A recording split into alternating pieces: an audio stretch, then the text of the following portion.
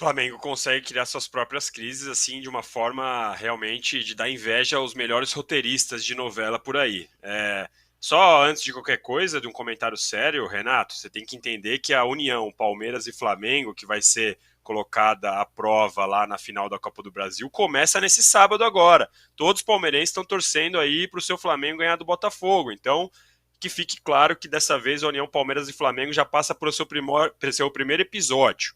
Mas sobre todas essas crises, essa questão de comando técnico, essa troca, eu acho que o Flamengo tem que se preocupar primeiro em profissionalizar esse ambiente. Isso é uma questão que eu já falo há algum tempo. Claro que o Flamengo tem vencido, mas a gente vê que vence muito pela qualidade dos seus jogadores e não por um projeto esportivo, por uma questão de ambiente e tudo mais. Se a gente vai comparar tecnicamente, por exemplo, os jogadores do Flamengo com qualquer outro time do Brasil, o Flamengo deveria estar ganhando tudo, ou então, no mínimo, ser vice-campeão de tudo, porque os caras têm os melhores jogadores, praticamente, né, os melhores jogadores em cada posição, tem de longe o maior orçamento, então deveria, não poderia ter um ambiente desse jeito que tem hoje, de que um cara que está lá, que não é o diretor de futebol profissional mesmo, que profissionaliza o ambiente, que troca de técnico a cada 5, 6 meses, ou às vezes a cada 3 semanas.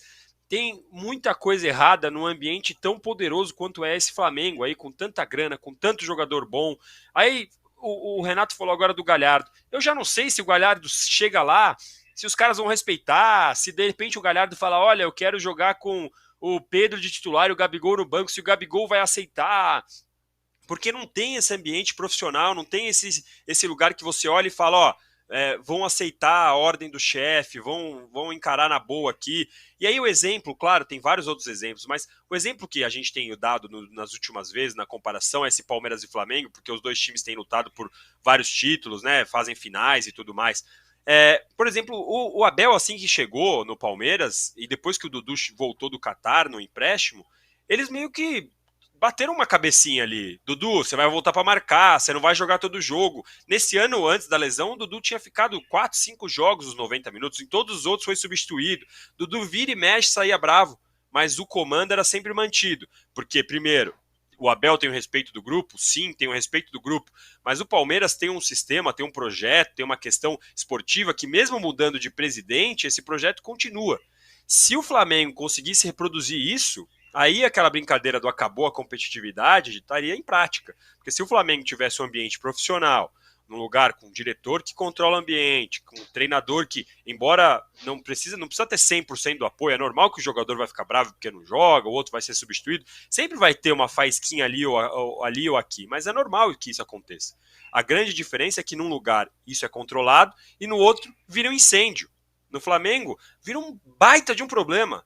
Já teve murro no vestiário, teve briga de dirigente com jogador, preparador físico, é tudo muito complicado, tudo muito novela. Enquanto isso, no Palmeiras a gente vê um lugar que pode ter as briguinhas, pode ter os atritos, mas tudo sempre ali dentro de um caminho, de um projeto esportivo, que às vezes nem sempre dá resultado. Quantas vezes a gente não critica o Palmeiras por falta de reforço, por alguma falta de variação tática ou tudo mais. Mas a gente vê um norte, a gente vê um projeto, coisa que a gente não vê no Flamengo.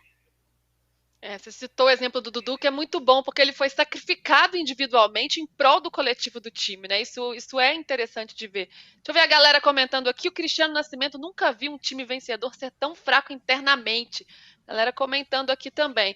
E o Pedro Eduardo diz que fala aqui do Fluminense, o Humberto aqui diz que é mais fácil ganhar na Mega Sena do que esse time ganhar do Botafogo.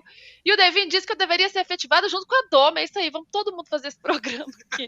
Deixa os A chefes Luísa tá em lerem isso aqui. autocampanha aí, hein? Não, Cuidado, eu tô Rubão. fazendo campanha aqui. Não, pros chefes. Chefes, vem aqui. E quero que vocês peçam likes. Renato, peça likes aí, por favor. Likes aí, ó. Se você quer a demissão do Sampaoli, like! Agora vai explodir. Aliás, o Landim, com aquela cara dele de granfina de narinas do cadáver, do Nelson Rodrigues, aquela que entra no Maracanã e pergunta quem é a bola, ele deu declarações dizendo que nada muda e nada está sendo pensado. trocou WhatsApps com o Mauro César, pelo menos pelo que eu estou vendo no Twitter aqui. Vamos esperar para ver se o Mauro César vai escrever essa coluna confirmando isso. Mas a verdade é a seguinte, imagina, ele foi lá e deu respaldo ao Sampaoli. Eu já falei isso aqui, vou repetir, né? Respaldado hoje em dia é o velho prestigiado, da minha época de repórter. Quando o dirigente dizia que o técnico estava prestigiado, estava na porta para levar um pé na bunda. E o Sampaoli, se perder do Botafogo, principalmente se perder feio, ele não decide a Copa do Brasil pelo Flamengo.